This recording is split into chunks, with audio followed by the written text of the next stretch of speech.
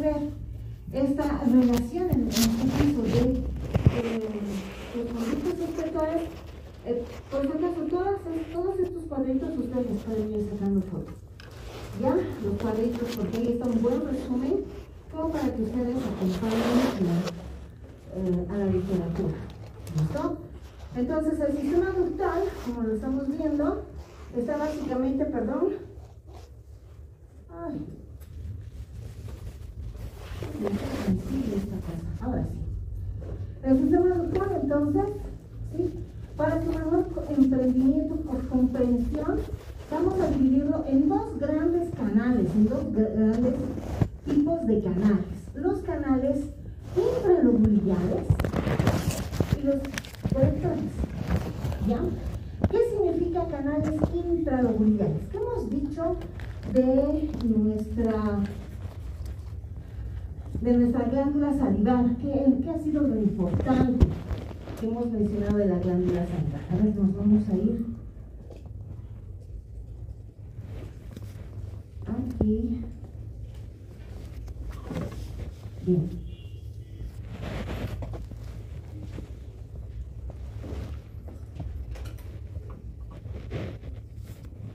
Bien. Esta es la estructura histológica, no quiero que se olviden, ¿sí? El estroma es el tejido conectivo, esto que está de fondo, ¿ya? Y el parénquima es la cialona, la porción secretora del sistema ductal. Ahora, el estroma conectivo, este estroma conectivo de acá, que estamos viendo aquí, ¿de acuerdo? Es, lo repito, conectivo. Entonces, ¿qué es lo que vamos a encontrar en este sistema conectivo? Fíjense ustedes, esta es la cápsula, a ver, lo voy a pintar. ¿Ven? Esta es la cápsula, de color rojo, ¿la ven? Bien, esta es la cápsula. ¿Listo? Listo, aquí está la cápsula. La cápsula rodea el parénquima. ¿Listo? Y esta cápsula, una vez que engloba al parénquima, se introduce dentro de la glándula. Aquí la estoy pintando, le voy a dar otro color, a ver, un color azul, para que sea contrastante. Aquí está. Penetra dentro, este tejido conectivo penetra dentro de la glándula, ¿ya? Formando tabiques y llevando consigo células, matriz extracelular, vasos sanguíneos, nerviosos, linfáticos, todo eso conlleva esta cápsula y sus trabéculas. Ahora, estas trabéculas, como lo estamos viendo, al interiorizarse en el órgano, fíjense, también divide al órgano, ¿sí?, en lóbulos y lobulillos. Los lóbulos más grandes, los lobulillos más pequeños. ¿De acuerdo? Entonces, si nosotros hablamos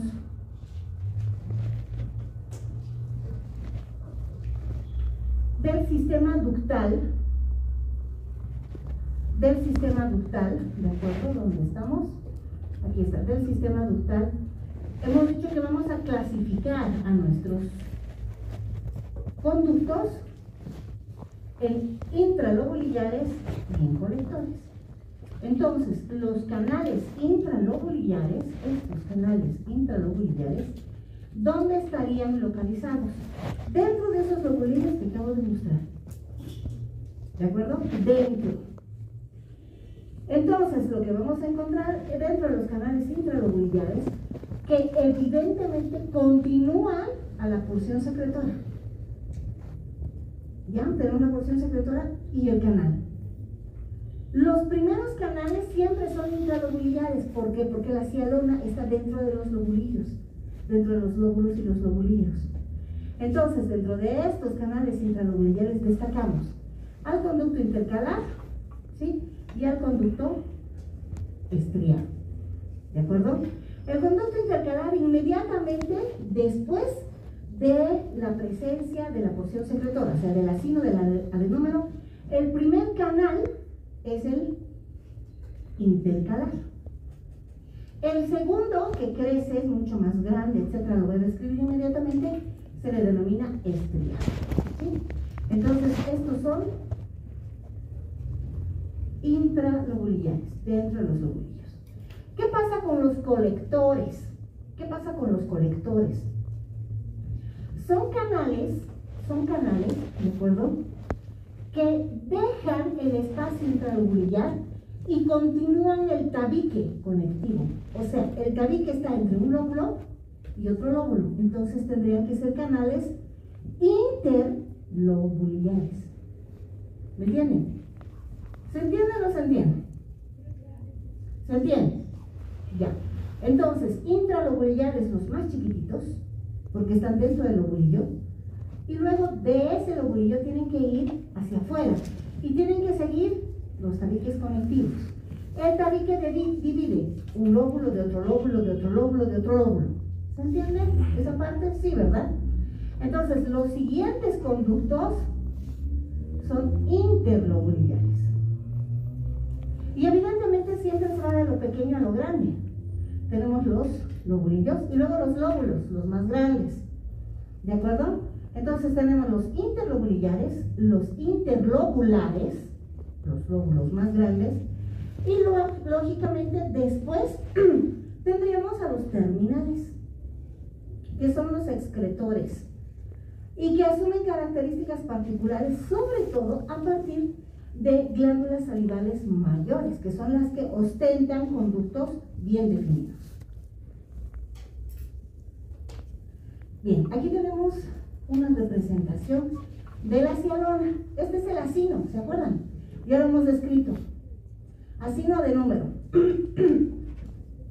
Perdón.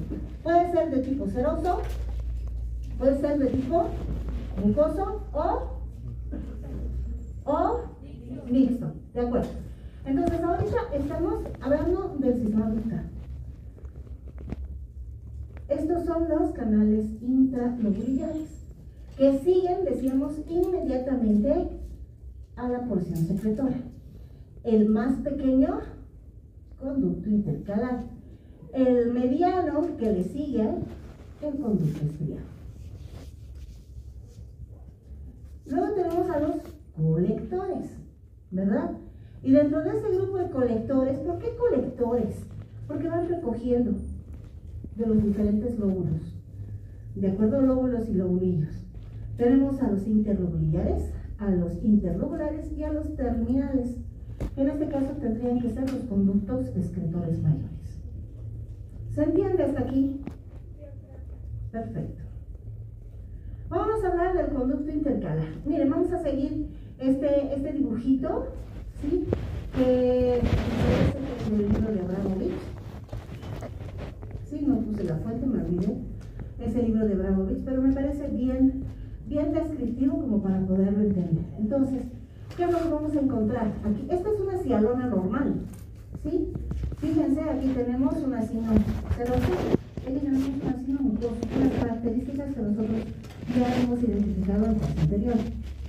Entonces, aquí tenemos la primera porción, el conducto intercalar.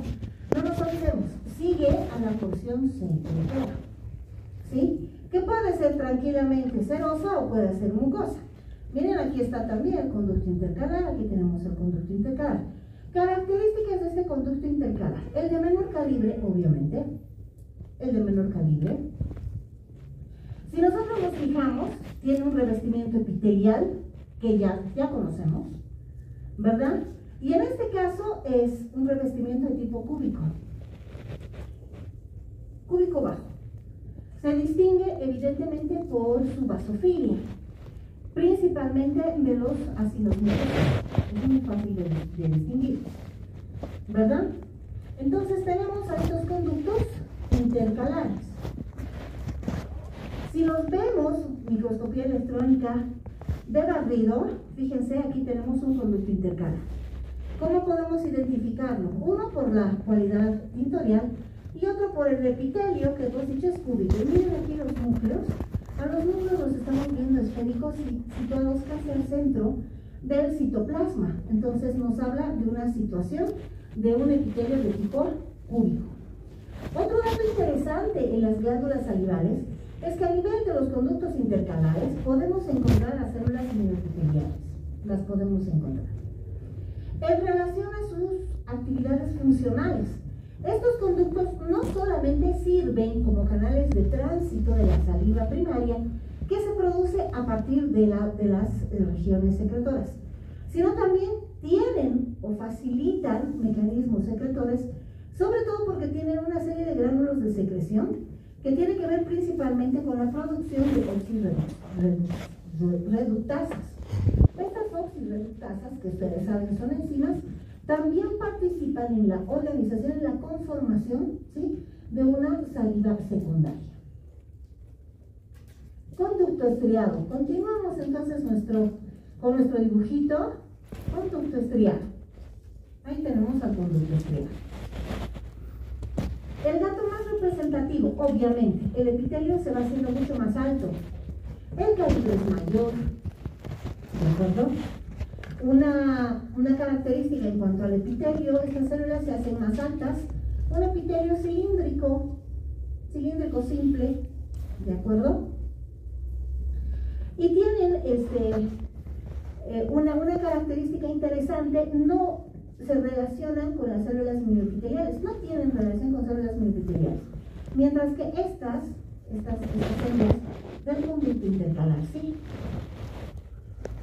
Este esquemita que tiene que ver con Gómez de Ferraris Campos Muñoz, ¿sí?, nos muestra la diferencia en cuanto a las características celulares de los conductos intercalares y de los conductos estriados. Estas son células cúbicas, hemos dicho cúbico simple, de los conductos intercalares. Y miren la diferencia de una célula de un conducto estriado. Ahora, ¿por qué se le dice célula estriada? Porque resulta que es muy fácil ubicarla a nivel de conductos, porque la base o la región basal de estas células presenta una serie de estriaciones, ¿no? Esas estriaciones las vamos a ver aquí, ¿sí? Se conocen como el laberinto basal. ¿Qué es el laberinto basal? El laberinto basal no son nada más que una serie de pliegues de la membrana plasmática basal de esta célula, que lo estamos viendo aquí. Miren, bastantes pliegues de esa membrana basal, ¿de acuerdo?, que se proyectan como interdigitaciones, o sea, como deditos. Una característica. Y el detalle más interesante es que entre estos pliegues vamos a encontrar mitocondrias alargadas, mucho más largas de lo que habitualmente uno podría encontrar en el resto del citoplasma.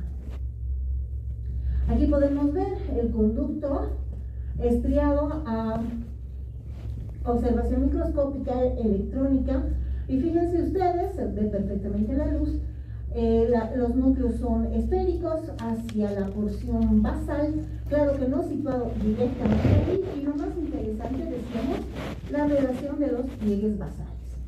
También podemos encontrar dos tipos de células claras y células más oscuras, que se supone tendrían que ser tal vez diferencias funcionales entre una y otra célula.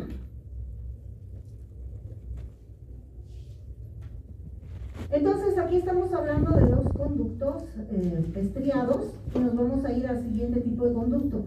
Aquí me equivoqué, conducto excretor. Este es el conducto, estos son conductos colectores. Vámonos a hablar del conducto excretor. Evidentemente estos conductos colectores que hemos visto son interlobulares, son interlobulares, y el conducto mayor varían en cuanto, uno, el calibre, sigue la trayectoria del tejido conectivo y además el epitelio, ¿sí? Generalmente, como es lógico, si tenemos una célula cortita, cúbica, esta célula se hace más larga, cilíndrica. Posteriormente estos conductos se harán o se verán como de calibre mayor y células más altas, ¿ya? Entre cilíndricas y un epitelio pseudoestratificado.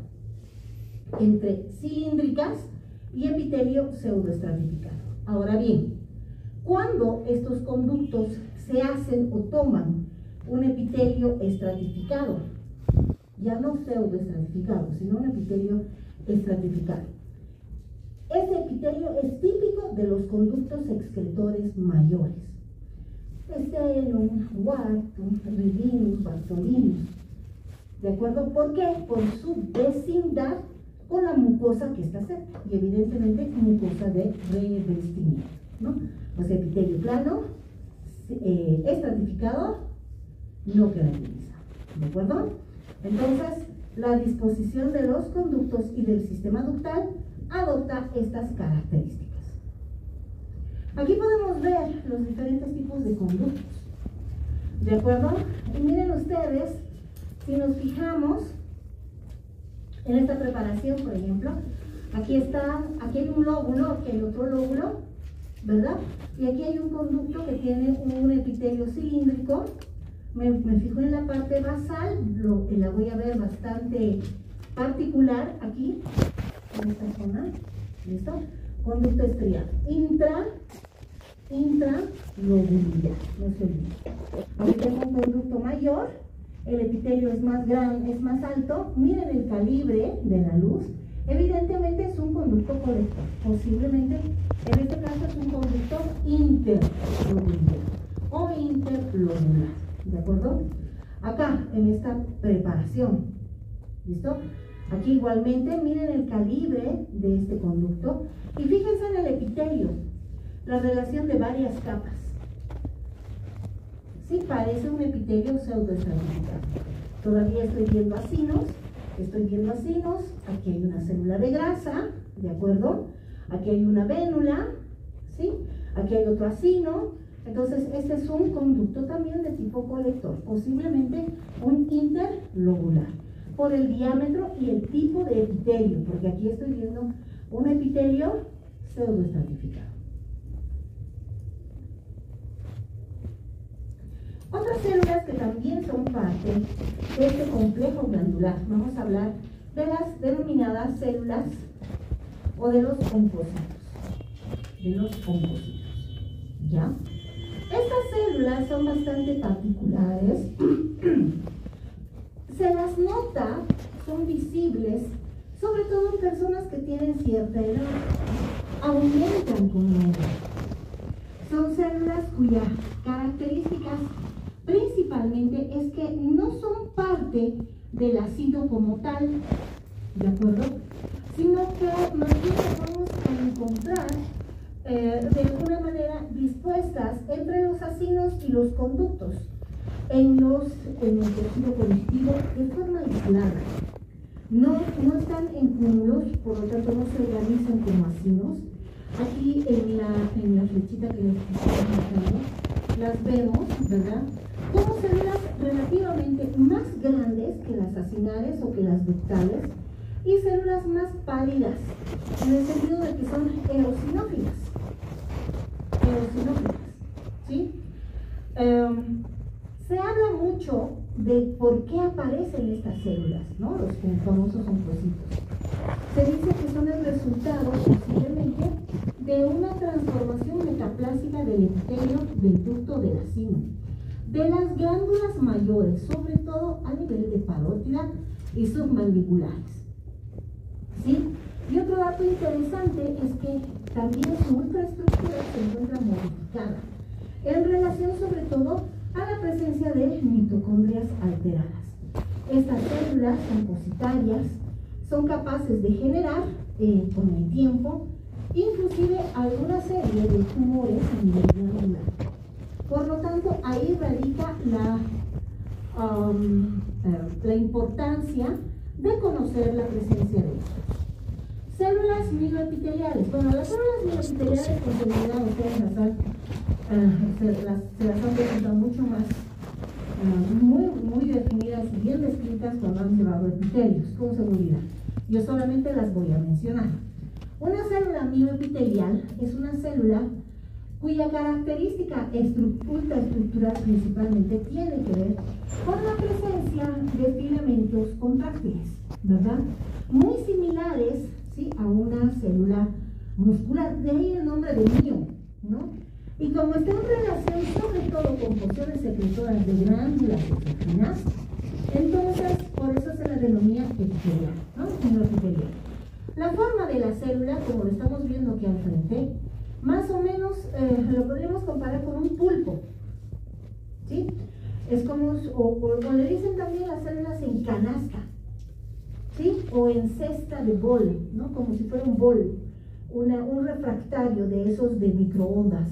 ¿Por qué? Porque abraza todo el adenómero, ¿ya? Extiende proyecciones citoplasmáticas y abraza la región del adenómero. Esto con la finalidad sobre todo de facilitar entonces, a partir de sus contracciones, porque tiene, hemos dicho, filamentos contráctiles en su citoplasma, la salida o ayudar a la evacuación de la secreción a nivel del propio acino y de la primera porción del sistema ductal, en este caso de células intercalares. Ahora, a las células mioepiteliales las vamos a encontrar en esas dos situaciones. Miren, aquí las vemos en relación al acino, esta es la porción secretora y esta es la porción ductal. Entonces, si esta es la porción ductal, esta vendría a ser la porción de nuestras células intercalares, y aquí vemos a las células o el conducto estriado, ¿verdad? Entonces, en relación a las células o a los conductos intercalares, es que también vamos a encontrar este tipo de células. De manera estrellada, típica, como si fueran pulpitos, les digo, como si abrazaran el adenómero, ¿verdad? A este nivel, en la porción secretora, ¿verdad? Se las conoce como multipolares o estrelladas, y a nivel de las porciones del conducto intercalar, vamos a ver que son mucho más alargadas, de ahí el nombre de células mioepiteliales de tipo fusiforme. Este esquemita lo que hace es representar sobre todo la relación de la célula mioepitelial. Aquí está el citoplasma, parte de sus extensiones citoplasmáticas. Aquí vemos filamentos intermedios, todo del citoesqueleto, que está su núcleo, y aquí estaríamos esquemáticamente representando a la célula sinal. La membrana basal, la lámina basal de este complejo glandular rodea tanto a la célula glandular como a la célula mioepitelial. La célula mioepitelial se encuentra por dentro de la membrana basal, no está por fuera, ¿de acuerdo?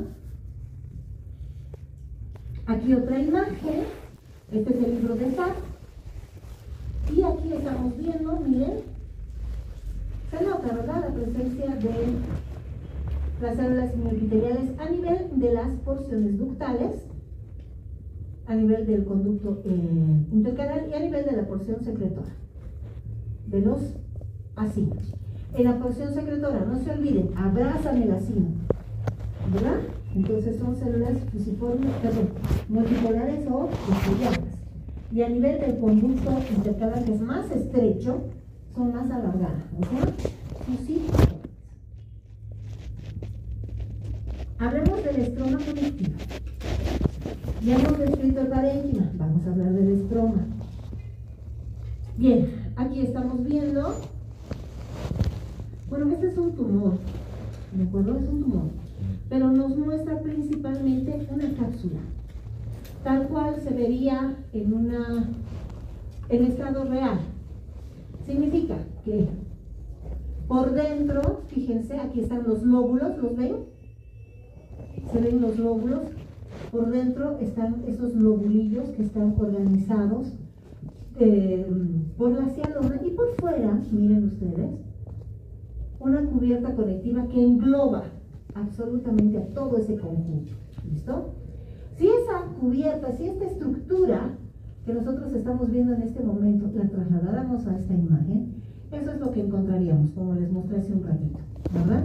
Una cápsula que está por fuera, tabiques conectivos que se introducen al interior de la masa parenquimatosa, y la división de esos tabiques formando lóbulos y lobulillos. Bien, el estroma conectivo ustedes lo conocen, ya saben que cuando hablamos de tejido conectivo estamos hablando de componentes celulares, por ejemplo, fibroblastos, macrófagos, células mesenquimáticas, plasmocitos, mastocitos, adipocitos, leucocitos, etc. Y también estamos hablando de matriz extracelular. La La amorfa se mantiene como tal, la figurada, tal vez un poco más representativa, colágeno tipo 1, colágeno de tipo 2, ¿de acuerdo? Todo, y también hay fibras elásticas en menor proporción, pero existen. Fibras reticulares también muy pocas, pero están presentes. Entonces todo ese complejo, ustedes ya lo conocen como tejido conectivo. Un dato interesante a este nivel, sobre todo la presencia de plasmocitos. Los plasmocitos que trabajan o están en el tejido conectivo, ustedes saben que son parte de las células del tejido conectivo, y una vez que esas células se incorporan al tejido conectivo, pueden transformarse o en este caso empezar a secretar o a producir inmunoglobulinas. La inmunoglobulina más importante que se produce, sobre todo al tratarse de una inmunoglobulina sérica, ¿verdad?, del suero, y que es parte sobre todo de secreciones corporales, es la inmunoglobulina A. ¿Sí? Esa inmunoglobulina se produce a nivel de lo que vendría a ser esta célula, la célula plasmática, ¿verdad? Y trabaja o se dirige hacia las porciones acinales y ductales, transformándose entonces en una inmunoglobulina secretada. Entonces, el resultado final que nosotros vamos a encontrar ya dentro de la saliva, la presencia de la inmunoglobulina en la saliva, es la denominada inmunoglobulina AS o A secretora. Porque viene desde el tejido conectivo, llega al epitelio glandular, ¿de acuerdo? Y de ahí hacia la saliva. Aquí estamos viendo otra imagen, miren ustedes, del trayecto de vasos sanguíneos, tejido conectivo. Aquí están los vasos sanguíneos. Y el tejido conectivo, entonces, que evidentemente divide, ¿verdad?, en lóbulos y lobulillos a una glándula salivar. ¿Preguntas hasta aquí?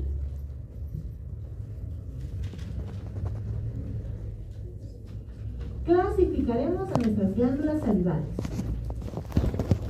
Vamos a clasificar a nuestras glándulas salivales. Considerando el tamaño, por ejemplo, tenemos glándulas mayores y menores. Y considerando el tipo de secreción, no mecanismo, tipo de secreción, lo que tenemos son secreciones serosas, mucosas y mixtas. De acuerdo también al tipo de acino que nosotros ya conocemos. Hablemos de las glándulas mayores. En relación a este esquema, a este gráfico, indicamos, esas glándulas vienen a ser la parótida, submandibular o submaxilar y la subliminar. Un dato importante de las glándulas mayores, además de que son bastante voluminosas, ¿verdad?, son bilaterales y simétricas. Su ubicación, evidentemente, al ser bilateral, también es simétrica en relación a la posición de cada una de ellas. No se olviden los cuadritos para que ustedes hagan el seguimiento del tema. Anatomía, histología y fisiología de estas glándulas. Parótida, submaxilar y sublingual. En relación a su localización, parótida detrás del conducto auditivo externo en la fosa tiroidea, la submandibular en el triángulo submandibular y la sublingual en la región anterior del piso de la boca. Tamaño, parótida grande, submaxilar mediana y la sublingual del grupo es la más pequeña. El peso, en relación a la parótida, el peso mayor, 25-30 gramos, submandibular 8 a 15 y la sublingual 3, en relación a su secreción. Las parótidas tienen una secreción serosa pura. La submaxilar tendrá una secreción mixta de predominio seroso y la sublingual una secreción mixta de predominio mucoso. Otro dato importante, sus conductos. Tienen conductos completos, verdaderos, todo un sistema ductal bien establecido. Entonces, en relación a la parótida, el esteno, submandibular 4, sublingual sublingual va pequeños y rubinos. En relación a su cápsula, a la que acabamos de ver, chicos, es una cápsula bien definida, por lo tanto, aísla a la glándula, la individualiza como órgano, ¿de acuerdo? Y otra característica que podríamos considerar en este tipo de glándulas es que en parótida encontramos gran cantidad de adipocitos, ¿sí? Cuanto mayor la persona, mayor la presencia de adipocitos. En relación a la submaxilar, vamos a decir que hay adipocitos, pero en menor cantidad. Hay más adipocitos en glándula parótida que en submaxilar. Y en la glándula sublingual vamos a decir que prácticamente no vamos a encontrar adipocitos. Y los pocos que vamos a encontrar están más que nada representados a nivel del estroma conectivo. Parótida. Ahora sí vamos a ir a ver estas imágenes. La característica que acabamos de describir es que va a adecuar a todas las glándulas. Significa que están organizadas en lobulillos, lóbulos y lobulillos, tabiques de tejido conectivo, vasos sanguíneos, cialona, conductos excretores, etc. Entonces, fíjense, aquí vamos a trabajar con nuestros imágenes.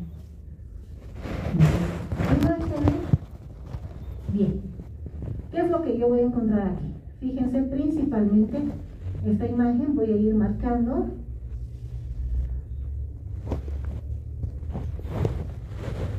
Miren, se nota, ¿no? ¿O no?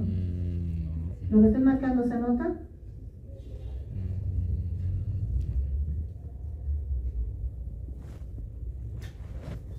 Ay, ¿por qué no puedo?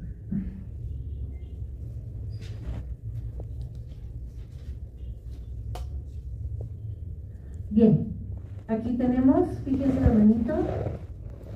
Estos son conductos excretores, chicos, conductos excretores, bien rosaditos. Fíjense los núcleos generalmente esféricos, ¿sí?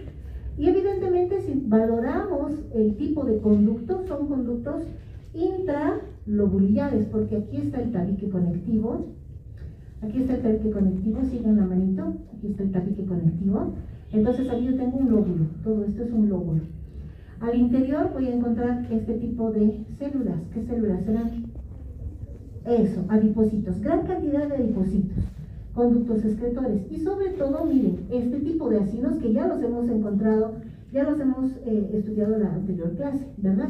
Acinos de tipo seroso. ¿Cómo los reconozco? Esféricos, la luz no se ve, no es visible.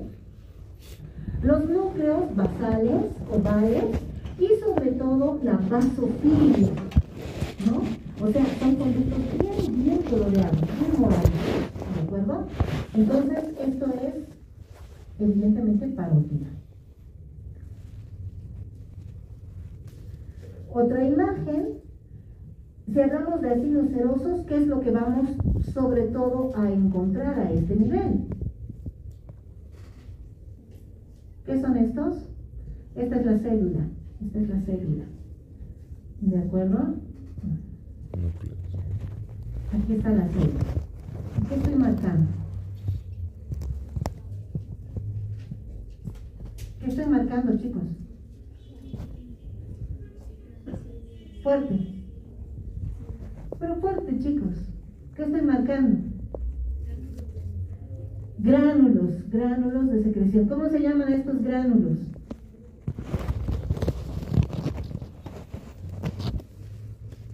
Saliendo de aquí, ustedes tienen que ir inmediatamente a leer. Tienen que empezar a leer.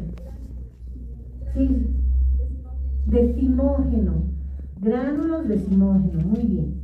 Entonces, fíjense aquí que voy a encontrar. Miren, ¿qué será esto? Estoy pintando. Eso, células adiposas. Miren aquí.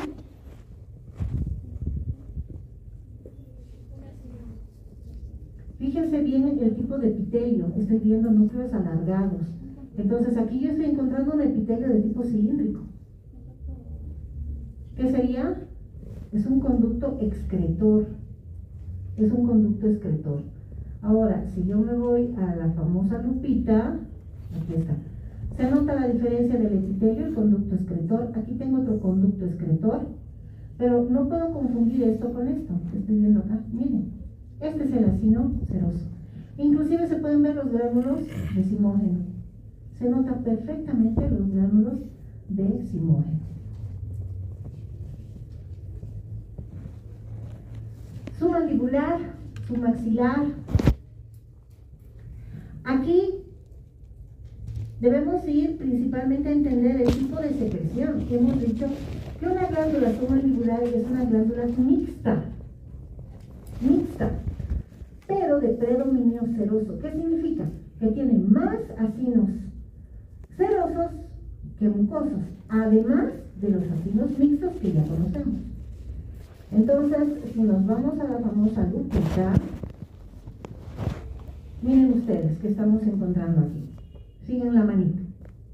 Aquí tengo un acino mucoso, otro acino mucoso, otro acino mucoso. Está lleno de acinos mucosos. Miren, lo importante es que ustedes se fijen en ese acino mucoso y como un sombrerito, una boinita, miren aquí, miren, las semilunas de Janussi. Las semilunas de Janussi. ¿Listo? ¿Se nota o no se nota?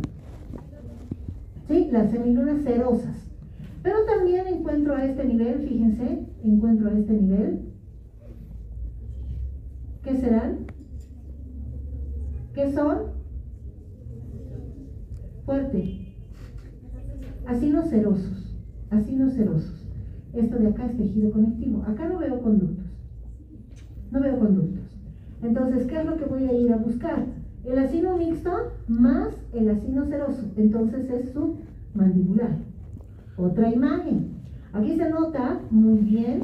Miren el acino mucoso principal. ¿Lo ven? El acino mucoso principal. Entonces me fijo en el acino mucoso y tengo que fijarme si tienen estos sombreritos. Como boinita. ¿Qué es?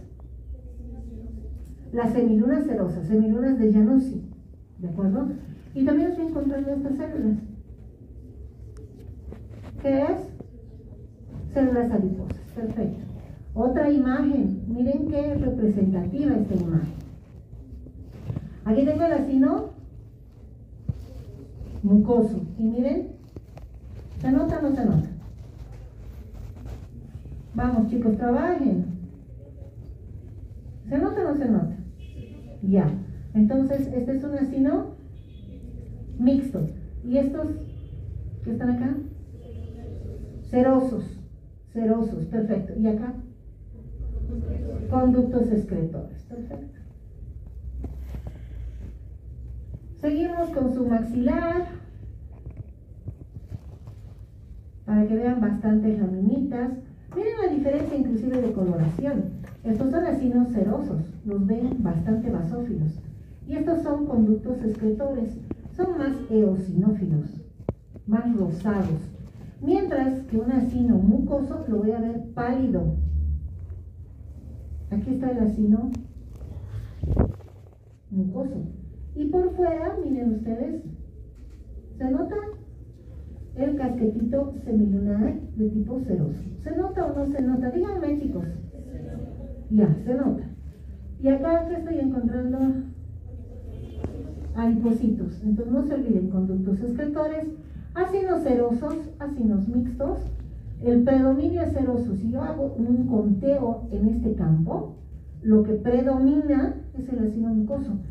Perdón, seroso, a pesar de que encuentro acinos mixtos.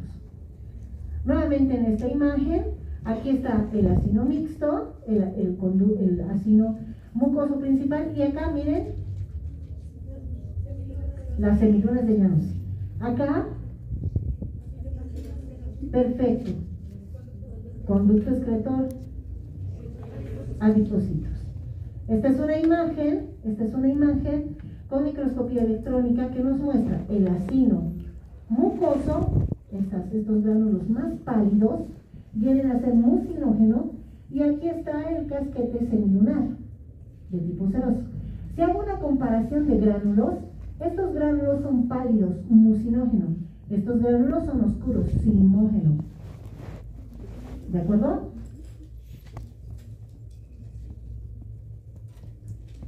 Sublingual. En relación a esta glándula, También es una glándula mixta, pero el predominio es mucoso, al revés. ¿Me entienden? Vámonos a observar con nuestra lupa. Hematoxilina y eosina, las otras preparaciones que hemos visto básicamente eran hematoxilina y eosina. Entonces, fíjense en el campo, fíjense en el campo. El detalle, tal vez les sirva, tal vez no, pero si uno se fija en una glándula que tiene un predominio mucoso, parecen pipoquitas recién reventadas. Miren qué bonita se ve. A simple vista, a simple vista. Entonces yo me voy a fijar en las características de la célula. Son células pálidas. Miren, la luz se nota, es bastante amplia, se nota, es amplia. Núcleos basales aplanados, acá están, ¿de acuerdo? Y también tienen una relación con acinos o semilunas cerosas. Pero evidentemente, si yo hago un recuento de este campo, ¿qué es lo que predomina aquí? La relación mucosa. Mucosa. Hay elementos serosos, pero en menor proporción. Otro dato significativo que veo acá: un conducto excretor. Otro conducto excretor, fíjense el epitelio. Esto no puede ser un vaso sanguíneo. ¿Saben por qué? Porque los vasos sanguíneos tienen endotelio. Y el endotelio es epitelio plano simple. Yo estoy viendo aquí un epitelio, parece pseudoestratificado, parece muy bajito, pero parece. Miren, aquí se nota mejor lo que ustedes me dicen. Perfecto, perfecto. ¿Ya? Y aquí tengo un conducto más pequeñito. Este puede ser un conducto intercalar, tranquilamente. Ahora, si yo quiero observar, si yo quiero verificar gránulos de secreción, ¿qué voy a usar? PAS, ácido pirólico de Schiff, ¿verdad? Puedo utilizarlo solo o puedo utilizarlo, generalmente combinan con azul de alcián. El azul de alcián tiñe de color azul o celeste los gránulos secretores, que evidentemente son visibles a partir del método de PAS. Y eso es lo que estamos viendo aquí. Miren ustedes, sigan la manito. Aquí estoy viendo gránulos de secreción. Los gránulos que con hematoxilina y eosina no los veo. Han desaparecido, se han disuelto. Pero acá los estoy viendo. Y miren ustedes, aquí están los casquetes semilunares. Aquí están los casquetes. Y de color celeste estoy viendo los acinos mucosos.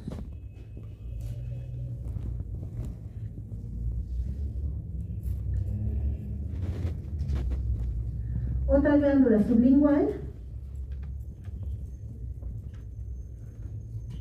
Otra glándula sublingual, igual pasa azul de alcián. Aquí están los acinos mucosos. Aquí por fuera, los casquetes semilunares, serosos. Conductos excretores. Aquí tengo un colector bastante grande. Y aquí se nota que es un colector interlobular, porque aquí tengo un lóbulo, aquí tengo otro lóbulo, aquí tengo otro lóbulo y está en el tejido conectivo, ¿verdad? Y estos son intralobulares. Tranquilamente este es un intercalar y este puede ser un estriado.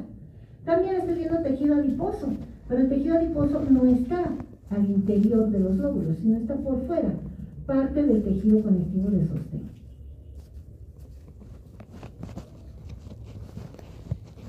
Ácido seroso, mucoso y mixto, fíjense ustedes. Seroso, tengo que contar, tengo que fijarme. El color es lo que prima, ¿verdad? Mucha coloración acá. Acá más pálido, miren, a pesar de encontrarse las semilunas, ¿de acuerdo? Y aquí también estoy viendo ácidos mixtos, evidente, pero también ácidos serosos.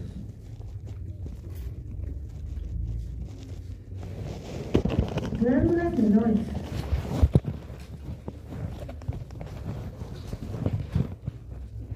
Glándulas menores. Ya.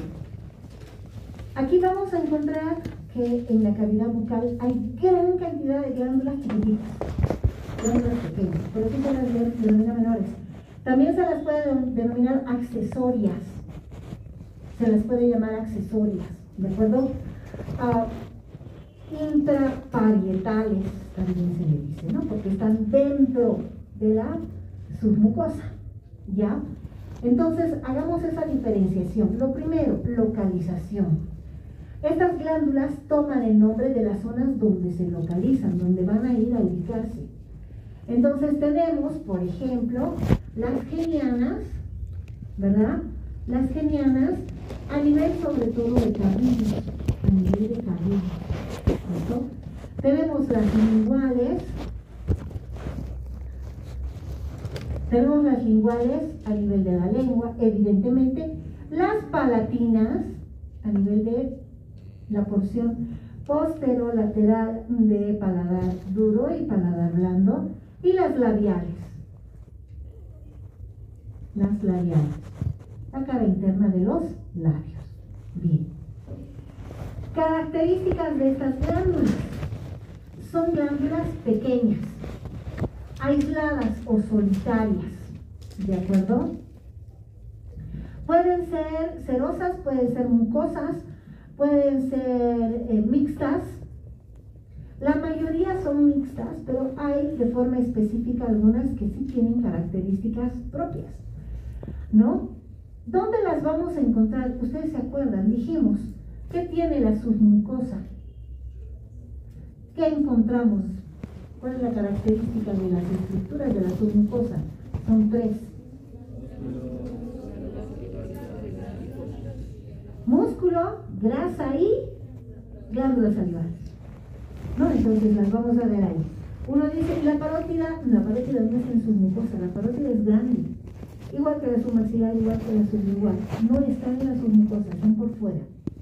Por eso también se las conoce como extraparietales, ¿de acuerdo? Las funciones son las mismas, que las vamos a ir viendo dentro de poquito. La cantidad, hemos hablado de que son bastante numerosas, 600, 800, 1200, imagínense la cantidad que tenemos en la boca, ¿no? En relación a conductos, son conductos cortos, bastante cortitos. Como no tienen cápsula, ¿de acuerdo con el proceso? No tienen cápsula. ¿Por qué? No requieren cápsula. El tejido conectivo viene de la submucosa, ¿de acuerdo? Entonces no requieren cápsula, pero sí tienen conductos muy cortitos que se abren tranquilamente a la parte superior o superficial de los epitelios o de las mucosas vecinas. ¿De acuerdo? Glándulas labiales. En relación a los grupos, hay grupos en las glándulas labiales. Digamos que específicamente no, ¿sí? Solamente el grupo de las labiales, que están evidentemente en la cara interna del labio, ¿de acuerdo? El tipo de asilo, mucosos y mixtos, ¿sí? Es de predominio mucoso, y decíamos, no tiene cápsula. ¿Ya vas a ir? Un dato bien interesante, lo leía en un artículo, era que cuando se producen patologías a nivel de una glándula mayor y una glándula menor, ¿sí? Cuando esa patología se da en una glándula mayor, la glándula empieza a molestar, empieza a sentir efectos porque hay cápsula. Entonces, cuando empieza a crecer ese tumor, entonces es una alerta para la persona por el tamaño y por el dolor. En las glándulas pequeñas no hay eso.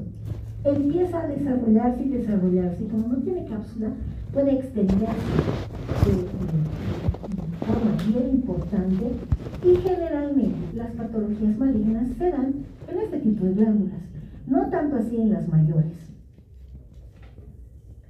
Aquí estamos viendo nuestras glándulas labiales, que hemos dicho en la cara interna de los labios.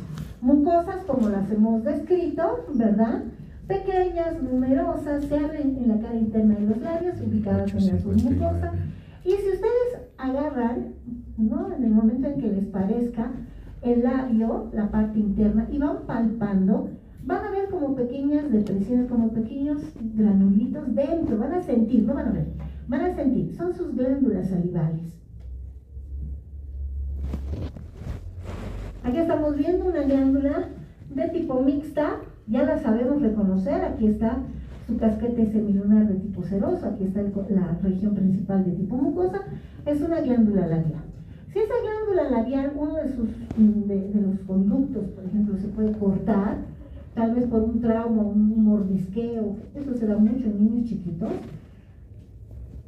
se pueden generar estas patologías, ¿no? Este es un mucocele, por ejemplo, típico a nivel de este tipo de glándulas, ¿no?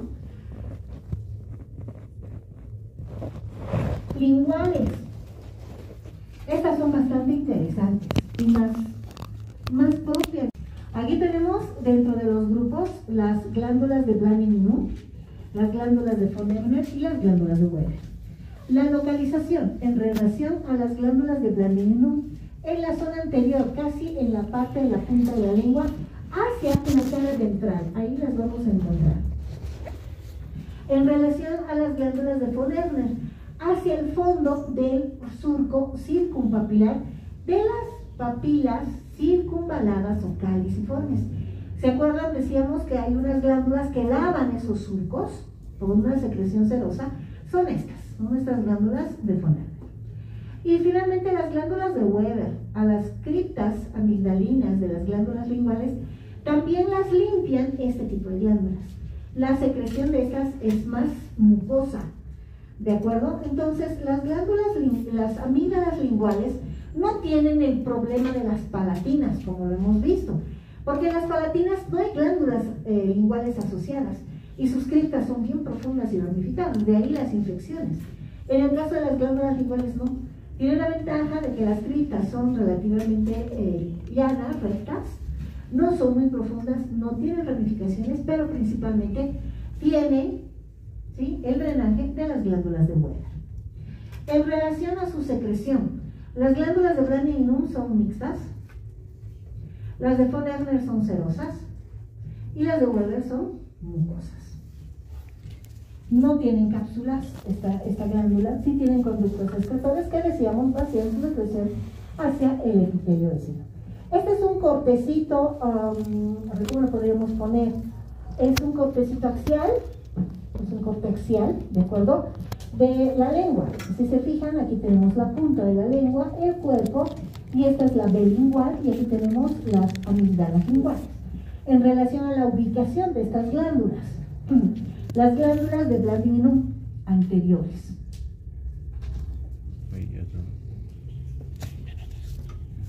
Las posteriores serosas. Y tenemos las de Weber mucosas. Pueden sacarle foto.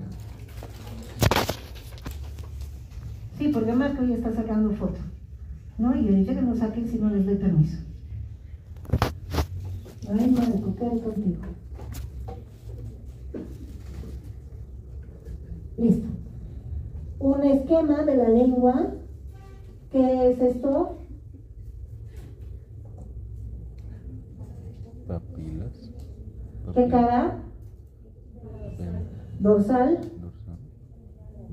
Ventral. Aquí están las glándulas de Blaney-Minot. ¿Sí? Si uno tiene un accidente, por ejemplo, un mordisqueo, qué sé yo, a ese nivel podemos generar mucoceles en esta zona, en la relación de la punta de la lengua hacia la cara ventral, ¿de acuerdo? Y hemos dicho son glándulas de secreción mixta. Las glándulas de von Ebner ya las hemos visto, chicos, pero ahora las vamos a ver con más detenimiento. Aquí está nuestra caliciforme típica, aquí está el fondo del surco y aquí están nuestras glándulas serosas de von Ebner. Los conductos de estas glándulas desembocan al fondo de este surco. Característica esencial de esta glándula, a mí me parece muy linda, ¿sí? Es una glándula serosa pura, como la parótida, pero es menor, ojo, es menor. Vámonos con las glándulas de Weber. Estas glándulas son completamente mucosas, son mucosas, así como la sublingual, ¿se acuerdan? Pero esta es menor y la sublingual es mayor, ¿de acuerdo? Entonces, las características de estas glándulas de Weber en relación a eso son mucosas puras. ¿Ya? Aquí están, mucosas puras. Genianas. Las glándulas genianas. En general, ¿a qué se refiere? A las que están a nivel de las mejillas. ¿Listo? Grupos. Solamente por su situación. Tenemos el grupo de las glándulas yugales y de las retromolares. Las yugales son más anteriores, las que están más hacia adelante. Y evidentemente las retromolares, su nombre lo dice, muy próximas a la zona de los molares, paralelas, ¿verdad? A esa zona. Localización en la mejilla. Los acinos de estas glándulas son mixtas, pero tienen un predominio mucoso. Igualmente no tienen cápsula. ¿Listo? Entonces aquí las estamos viendo a nuestras glándulas genianas, yugales y retromolares. A nivel de la cara interna, no se olvide, localizadas en la región de la submucosa. Palatinas. Palatinas. En relación a sus grupos, las del paladar duro, ¿sí? La cara posterolateral, ya lo dijimos. El grupo del paladar blando y la uvular, y también las glosopalatinas. ¿Sí? Obviamente ubicadas a nivel del paladar, son mixtas de predominio mucoso y tampoco tienen cápsula. Localizadas, vámonos a su localización, ahí la tienen, en la parte posterior, lateroposterior, del paladar duro y toda la región del paladar blando, parte de úvula y de la zona glosofaringea. Aquí las estamos viendo, típicas de tipo mucoso. De tipo mucoso. ¿No? Inclusive aquí estamos viendo parte de hueso. Esto sería paladar. ¿Sí? Paladar duro y paladar blando. Bien, nos vamos a quedar ahí. Sí, nos vamos a quedar ahí. Y las